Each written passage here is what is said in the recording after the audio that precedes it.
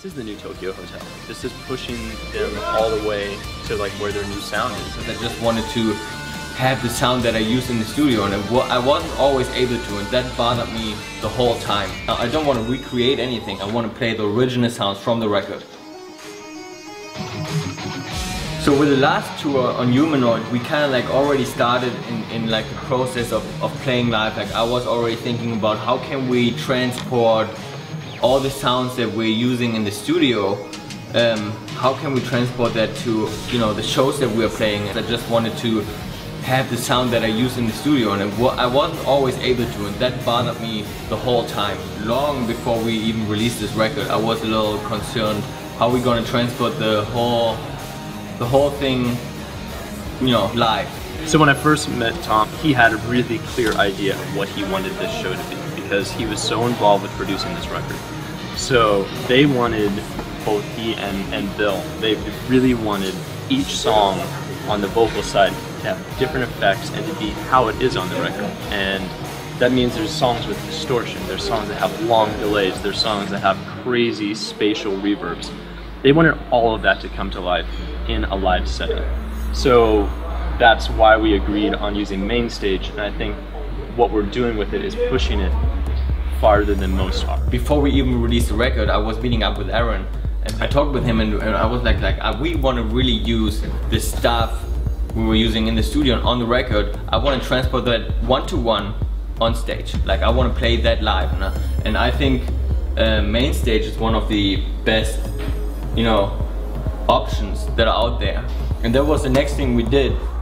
I thought, okay, like I go on the original production sessions and grab the real instruments, and then we're just gonna dial them in with main stage. I sat down with Georg and we went through everything, and just like I wanted to have all the songs ready in Logic before we actually play them live.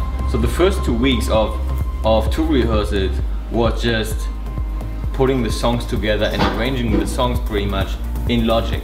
We put weeks and weeks and weeks into developing the show, and we literally would open up the Logic session that Tom had, and we would just go through it and say, okay, cool, let's pull that channel strip and put it into our main stage setup. Okay, well, what happens in the chorus? Like, oh, those buses turn on, that automation's all happening. Let's do it live. Let's find a way to do it live. And it was a crazy process. I mean, this was by far the biggest build I have ever been a part of, and it all is just because of Tom's like undying desire to be like, it has to be right.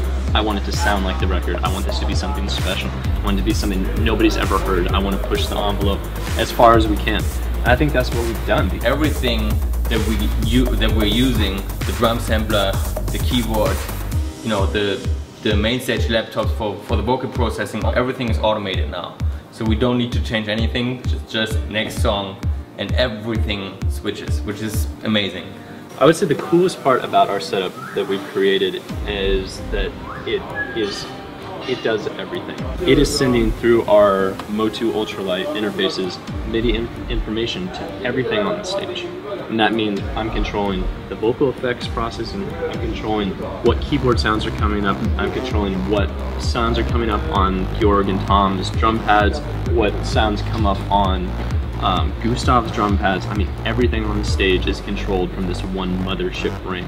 The amount of samples is incredible we use, so for every song we've got a different setup. The remote control, so whenever main stage or I press the button, it's obviously remote control, so all the samples will change and all the keys will change. There's a lot of work in advance, but it works out fine.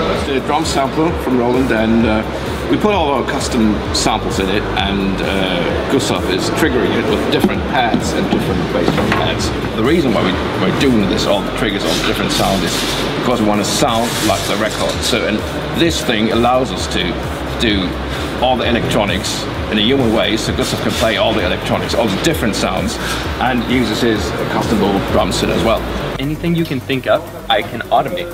And I think that it's pushing the limits of programming so far for a show, because when it hits the chorus, I can drop the vocal 2 dB, turn on a wide delay, turn, you know, I mean, distortion on. I can do so many different things, and it's all automated off of the computer. The main computer sends a MIDI controller change, and it does everything. It's super cool.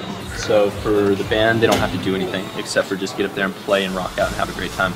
Some really cool things that we're able to pull off with Mainstage now is all the auto-tune effects that happen on the record. It'll be 3 words, every 4th word has a hard auto-tune on it. But with the MIDI changing that's happening, I can turn auto-tune on and off throughout the whole show. So we ended up using a lot of the plugins we used in the studio, and also we wanted to use auto-tune live, which is simply amazing because with the original plugin, you have the problem of latency most of the time. If you use it live, it's really hard to find the right amount, and then always like if you really want to use it, you have a latency problem.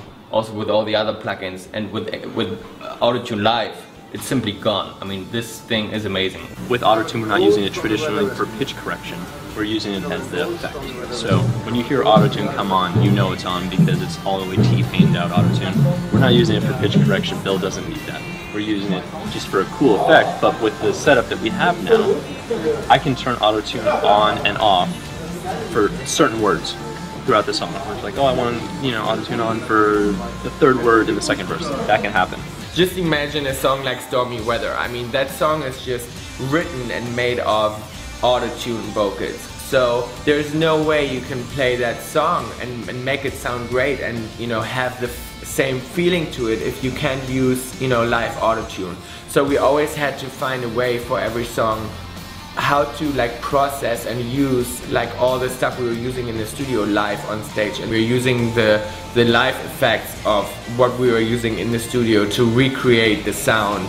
By far the most advanced thing that we're doing, and I think it's really bold, and it's something that Tom wanted and Bill wanted so much, is to process the vocal the way that it was processed on the record. And the cool thing is Tom and Bill produced, and really Tom produced this record so much, he wanted to take those sounds and make them happen live. Every song, they have 2 or 3 different sounds. I mean, they are playing this record. They are pushing themselves so much farther than before. It's a different live experience. It's not, there's one thing of let's get up there and let's make it live. This is like, if you come and see one of these shows, it's like watching them doing takes on their record, because they're the exact sounds that they use. It could have been the take that ended up on the record.